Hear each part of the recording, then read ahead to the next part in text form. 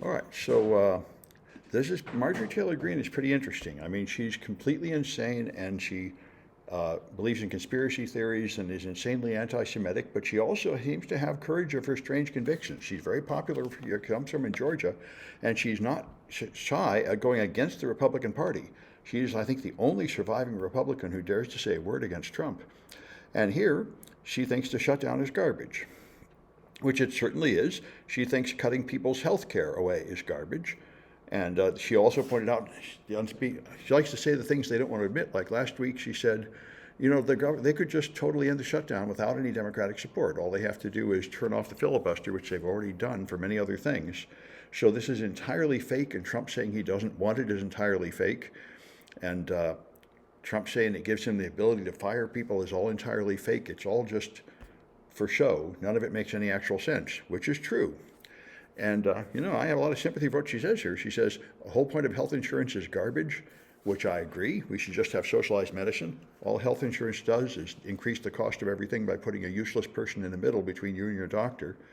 And so and she says, you know, health insurance premiums are going to double, and that's going to affect my children and my constituents and such. So it's interesting to see. Sometimes she has a good point. She's mostly crazy, but sometimes she's right. And this one is interesting. You know, if you probably know, if you've used Windows 11, Microsoft absolutely wants you to use a cloud account, signing into Microsoft.com or Outlook.com. And if you want to make a local account, the way we used to use in all previous versions of Windows, there was a bypass, but Microsoft closed it. And there was another bypass, and they closed it. They keep on closing more and more to force people to use those cloud accounts, which is typical Microsoft. Microsoft is always forcing you to do things you don't want to do. So Windows is not really designed for home users. It's not intended to serve home users. It's intended for corporate users who are forced to use it the way their boss tells them to, and that's the way Microsoft always thinks. Macs are intended for home users. Anyway, one thing that I notice about this is something I've been trying to publicize for at least a year, is that there is a serious security defect with Microsoft Cloud Passwords. And Microsoft knows this, and they don't care, and they need to care.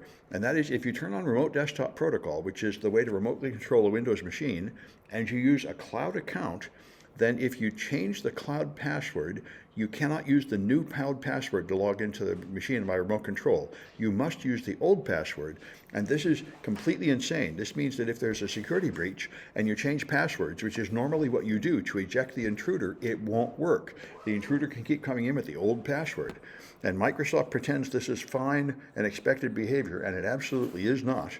But I haven't succeeded in humiliating them enough yet to make them quit. Maybe I'll be able to demonstrate this on stage next year at DEF CON or something. That seems to be about the only thing that gets through to them.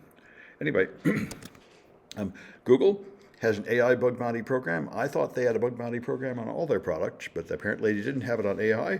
So now they'll report a whole bunch of flaws here, like context manipulation, bypassing access control, exfiltrating sensitive data.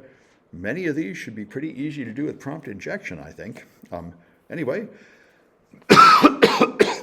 that's good that they have a bug bounty program. That suggests that they actually think they can stop these things, which would be nice, because up until now, all the AI deployments have serious security flaws with no real way to patch them. So the government shutdown means that TSA agents are being sent to work without pay. And so an increasing number of them are just calling in sick. And so Burbank Airport had no, if you're looking for the chemistry test, it's in 254. Anyway, that caused 2.5 hours delays in Burbank. And many other control towers are having a lot of people, like 20% of the air traffic controllers failed to show up. And the Trump administration already laid off a ton of air traffic controllers with DOGE, so there's already a shortage of them. So flying is going to have larger delays and probably be a lot less safe. I'm supposed to fly out tomorrow morning. We'll see if I actually get anywhere. And this is kind of unbelievable. These guys have decided that there are solar farms waiting for sunlight, and what happens to them at night? Well, these guys want to put satellites in orbit with mirrors on them to shine sunlight on them at night.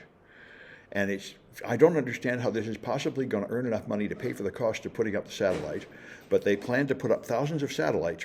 Are you looking for the chemistry test? Chemistry test is in 254. Yeah. All right. And so they're going to put up 4,000 satellites and to reflect light back onto solar panels. And we'll see what comes of that. The main thing I know is the astronomers are very upset. This will make it very hard to do astronomy with all these extra bright objects in the sky. So we'll see what happens with that.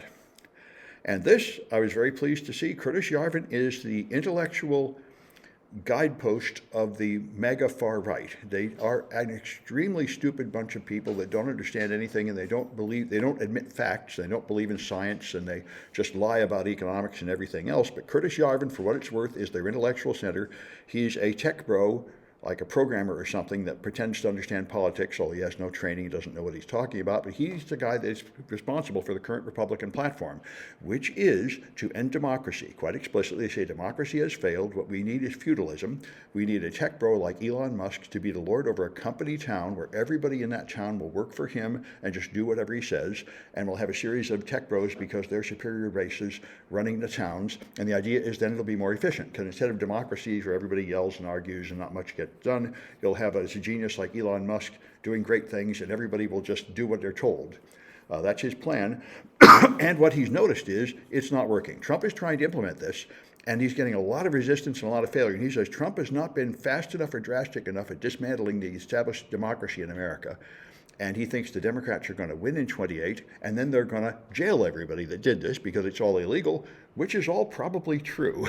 So he's planning to flee America, feeling he would be jailed, which I think is probably not true, because what he fails to understand about our normal democracy is there's a thing called freedom of speech, which the right no longer believes in or understands. But the fact is, you are allowed to have political opinions and express them. He, as far as I know, has not committed any crimes. Elon Musk and Trump and his gang have committed innumerable crimes, but I don't think Yarvin actually committed any crimes. But anyway, we'll see what happens. But I certainly hope he's right, that this is all going to come crashing down. Because I like democracy. I like the American experiment. I do not want us to turn into a dictatorship, which is what we are right now. Anyway, and so the White House has now said not only have they caused a shutdown, but they're going to not pay the workers who are furloughed. In previous shutdowns, the workers got their pay. It was just late. But they say now they've discovered they don't really have to pay them. So I guess they're going to try to, like the air traffic controllers, even when they come back, they're not going to get their back pay, apparently. That's their latest plan. This is why I think Curtis Yarvin is right. The Trump administration keeps doing incredibly stupid things like this. Like they didn't need to block people's access to the COVID vaccine like they have. They didn't need to be vindictive and cruel like this. You know, they could have implemented some right-wing policies that you could make some excuse for, like cutting budget waste and jailing people that have committed crimes and stuff like that. But they do crazy things like this that just hurt people for no reason, so everybody hates them. It's strange. And North Korea is a regime that has no actual productivity of any kind, so the entire government is supported by theft. And they primarily steal cryptocurrency, and they're extremely good at it. And they set a record this year. They stole $2 billion this year in cryptocurrency. They've been stealing $1 billion or near to it every year for a long time. And this is one of the large effects of cryptocurrency. You have a whole lot of money put on the web where it can be more easily stolen. And there was a guy, I was going to teach cryptography in China. I went to China a few years ago, and they told me I better not because the U.S. government would get mad at me. And I'm glad to hear it, because there was another guy around the same time that went to North Korea to teach them about cryptocurrency. And he was in legal trouble in America back home, teaching them a thing like that. In fact, they tried to block him, and he had to sneak in there. But, you know, the U.S. government doesn't really want these people getting better at cryptography. Although, to be fair, North Korea is way ahead. I mean, the fact is they're smart. They're good mathematicians. They understand what they're doing. I don't think they're lacking American ingenuity. I think they're very ingenious and active at this stuff. Anyway, all right.